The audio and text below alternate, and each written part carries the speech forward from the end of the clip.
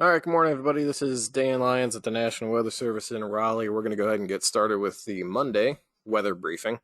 We do have a couple things to talk about here today, so let's go ahead and jump right in with kind of the big picture first.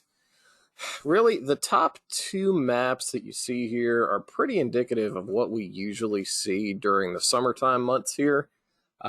It's going to be a typical summer pattern for the next few days. Afternoon and evening showers and thunderstorms, although they're going to be pretty widely scattered. Yesterday was more miss than hit. Pretty much hit and miss showers today and tomorrow, and somewhat into Wednesday as well. As such, it's pretty common during the summertime when we see temps get up into the lower 90s, maybe the mid 90s across the southern part of the state. And that's going to be the case through Wednesday as well. Heat index values are also going to climb up into the lower 100s each afternoon, especially Wednesday. Wednesday looks like that's going to be our warmest day of the week. However, the bottom two maps kind of show a change in the weather pattern, which is a little atypical for summer. We have a cold front that is forecast to move across the mountains and actually make it through North Carolina Thursday into Friday. Now, a lot of times this time of year, cold fronts, they get into parts of Virginia and maybe portions of North Carolina, and they stall out, and you really don't feel the true impact of a cold front with cooler temperatures and drier air. But all indications, the forecast is trending in the direction to say it's going to actually dry out. We may actually end up with a little bit cooler temperatures and almost certainly lower humidity. So I put that in bold and underlined it there for emphasis because it looks like this may actually happen, which I think a lot of people would agree would be a welcome change from some of the high humidities that we've had for the past few weeks. But we should see some showers and thunderstorms develop with that front when it moves through the area on Thursday. We'll talk about severe weather potential here in a couple of slides. But at least at this stage of the game, it's not looking like it will be too active from a severe weather point of view. I did mention, today and tomorrow showers will be relatively hit or miss. And you can see that in the graphics here that we have for the forecast amounts of precipitation. The first two maps that you see in the upper left, there's an awful lot of white on those, suggesting not much precip, if any. And you really only see that lightest shade of green that's on there. So any showers that we get, if you happen to be underneath one of them, yeah, you'll probably get a good amount of rainfall. But by and large, not a lot of widespread rainfall by any stretch. We get a little bit more showers and thunderstorms to develop on Wednesday. That's the map in the upper right.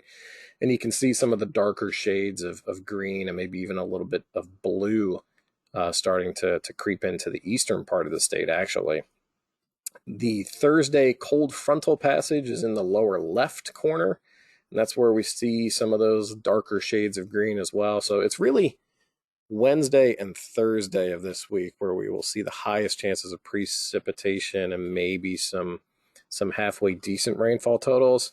All that being said, these rainfall totals over the course of the next couple days, they're not going to add up to much. They're not going to be drought busters by any stretch.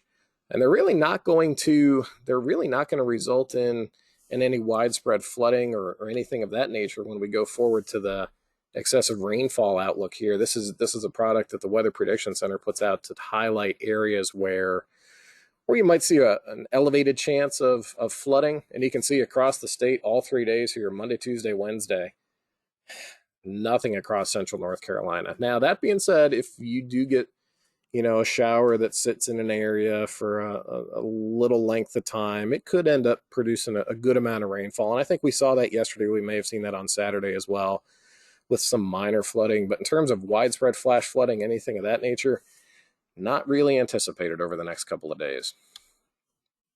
I'd mentioned the severe weather threat.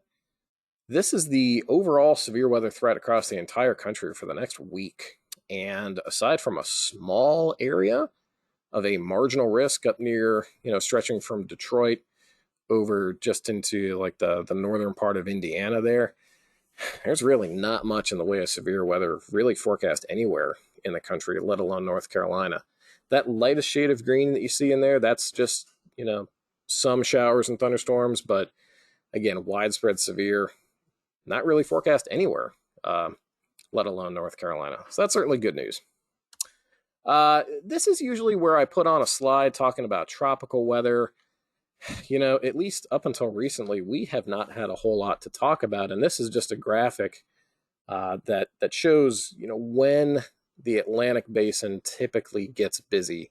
And that yellow line for reference is roughly where we're at now in the season. So you can see everything to the left of that, it tends to be relatively quiet up until now. Okay, so the fact that we haven't been talking much about tropical weather isn't really that out of the norm. But everything to the right of that line is still to come. So why did I choose to put this in here today? Well, sure enough, there is a wave that has emerged off of the African coast within the last day and a half or so. And it's actually looking like it could develop into at least a tropical depression at some point toward the middle or latter part of the week. So the Hurricane Center is going to be taking a good close look at this over the next couple of days. Looks like about a 40% chance of developing into a tropical system at some point later this week. But certainly something to keep an eye on. That is a long way away from North Carolina. So there is a lot that can change between now and, we'll see if this thing develops in the first place, where it goes, if it fizzles out, if it encounters any sort of shear or anything of that nature. But, something to be aware of, that it is out there, and, there's the potential that we could be looking at some more activity in the tropics over the next couple days. I did at least want to touch on the 8 to 14 day outlook. I had mentioned that cold front was going to be coming through the area late in the week into the weekend. This outlook here picks up at the end of that forecast period, but you can see the big area of across the mid-Atlantic, the Appalachians. You see that area where up until recently we had really high likelihoods of above normal temperatures, and that has largely been vacated in this graphic here. Yeah, you see a little bit across the coastal plain and the far eastern portion of North Carolina. But by and large, there's no clear signal there for above normal temperatures, and that is a big departure from what we've seen as of late. So that's also a bit of welcome news here. In terms of precipitation, the odds are slightly tilted toward above normal chances for precipitation toward early to middle part of next week. That does not appear to be associated with that tropical system.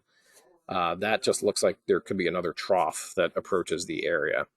But anyway, we will have this cold front come through to knock temperatures down, and it does not look like they're going to shoot back up into the mid 90s or anything like that at the start of next week. So we could be in a period here where temps are a little bit below normal anyway. So in summary, over the next couple of days, at least today and tomorrow, pretty typical summertime weather pattern, and really into Wednesday as well. Today and tomorrow, precip chances are pretty hit and miss, not going to amount to much. Area-wide, temperatures are going to be in the low to mid 90s.